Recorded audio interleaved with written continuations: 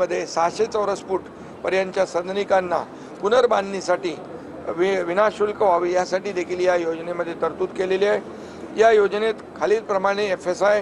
ध्येय असणार आहे। जमीन मालक मूळ जमिनीच्या मालकी हक्का इतका बेसिक FSI त्यांना त्यांच्या मालकी हक्काच्या प्रमाणामध्ये ध्येय राहील।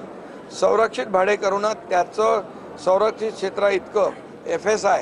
किंवा 30 चौरस मीटर यापैकी जो अधिक असेल तो देण्याचा निर्णय झालेला आहे। अधिकृत रहिवाशांना त्यांच्या ताब्यातील क्षेत्रा इतका FSI किंवा 30 स्क्वेअर मीटर क्षेत्रफळ यापैकी जे अधिक असेल तो अनुज्ञेय राहील आणि म्हणून EWS आणि LIG सदनिकाधारकांच्या पुनर्बांधणीसाठी आवश्यक इन्सेंटिव्ह FSI देखील त्या ठिकाणी दिला जाईल आणि म्हणून या बाबतीत देखील नवीन योजनेमध्ये विनियोजन 33/7 33/9 या नियमांतर्गत इन्सेंटिव्ह प्रीमियम अनुषंगिक त्यांना फायदे जे आहेत ते देखील कायम राहतील आणि त्यामुळे या ठिकाणी फनेलमध्ये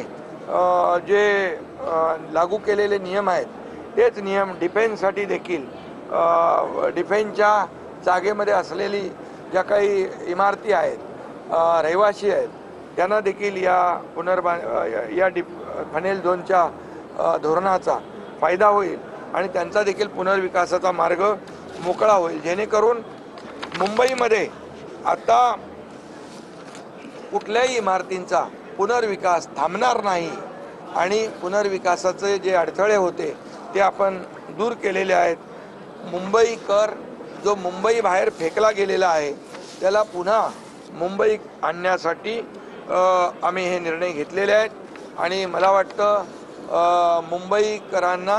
मोठा दिलासा देणारे हे निर्णय, परवा घेतलेले निर्णय देखील आणि आज घेतलेले निर्णय देखील ऐतिहासिक आहेत। आतापर्यंतच्या इतिहासामध्ये गेल्या अनेक वर्षापासून ही जी मागणी होती मुंबईकरांची, पुनर्विकास रखडलेला आहे, इमारती पडतात, लोकांचा जीवितहानी होते आणि यासाठी या पुनर्विकास प्रकल्पांसाठी किंबहुना पुनर्विकासामध्ये असलेले अडथळे दूर करण्यासाठी सरकारने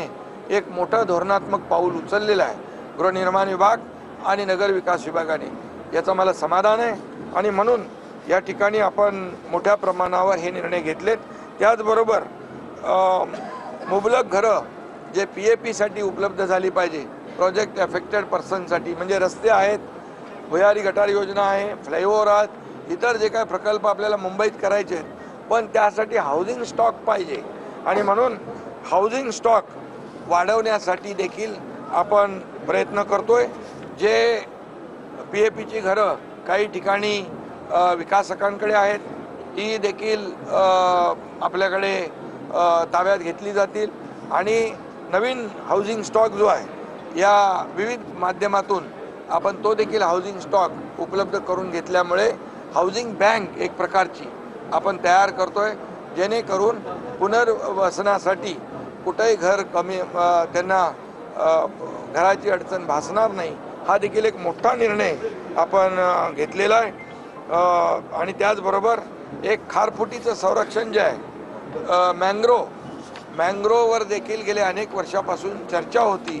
की मँग्रोबद्दल कुठलंही धोरण सध्या तरी नाही आहे आणि त्यामुळे मँग्रोची मोठ्या प्रमाणावर कत्तल होते आणि मोठ्या प्रमाणावर त्या ठिकाणी कत्तल झाल्यामुळे पर्यावरणाचा देखील ऱ्हास होतो आणि म्हणूनच या आज जे मालकी हक्काचे मँग्रोव्ह ज्याच्यावर आहेत त्यांना कुठलंही धोरण नसल्यामुळे ते मँग्रोव्ह जे आहेत ते त्याच्यावर मँग्रोव्ह डिस्ट्रॉय होतात आणि